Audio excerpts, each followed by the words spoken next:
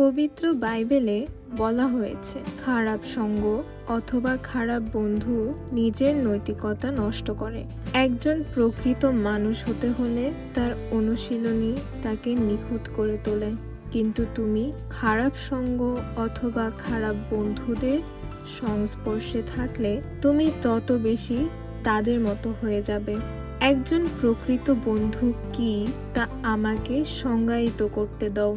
একজন প্রকৃত বন্ধু তোমার জীবনে কি কি ভূমিকা রাখবে বা রাখতে পারে সেটা তোমাকে জানতে হবে। আমার প্রিয় বন্ধুরা, আপনাকে জানতে হবে একজন খারাপ বন্ধুর সঙ্গে থাকলে আপনার কি কি ক্ষতি হতে পারে এবং একজন ভালো বন্ধুর সাথে চললে আপনার কি কি উপকার বা ভালো হতে পারে বা আপনার জীবনে কি পরিবর্তন আসবে। একজন ভালো বন্ধুই পারে আপনাকে প্রকৃতভাবে গড়ে তুলতে। এই জন্যই আপনাকে খারাপ সঙ্গ পরিত্যাগ করতে হবে এবং ভালো কিছু বন্ধু বাছাই করে তাদের সাথে চলতে হবে। ঈশ্বর সর্বদা তোমাদেরকে ভালো পথ দেখান এবং ভালো কাজ করার জন্য বলেন। অপরদিকে শয়তানের কাজ হলো খারাপ পথে নেওয়া এবং আপনাদেরকে দিয়ে খারাপ কাজ করানো।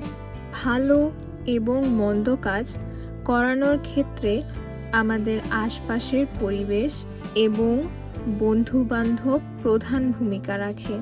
যদি একজন ভালো বন্ধু তোমাকে ঈশ্বরের পথে নিয়ে যায়, ভালো কাজ করায়, ভালো জিনিস শেখায়, তাকেই প্রকৃত বন্ধু বলা বলে। কিন্তু যদি আপনার বন্ধু আপনাদেরকে শয়তানের কাছে নিয়ে যায়, খারাপ কাজ করার পরামর্শ দেয়, সে আসলে আপনার প্রকৃত বন্ধু না। তাই আমাদের জানা দরকার প্রকৃত বন্ধুর সংজ্ঞা কি।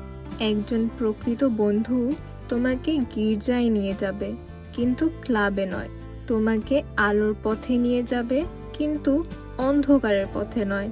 আসুন আমরা আমাদের মনকে পরিবর্তন করি, আশেপাশের পরিবেশ পরিবার সুন্দরভাবে গড়ে তুলি এবং অসৎ সঙ্গ অথবা খারাপ বন্ধুদেরকে পরিত্যাগ করি এবং ভালোকে নিজের মনে স্থান দিই, ঈশ্বরের পথে চলি।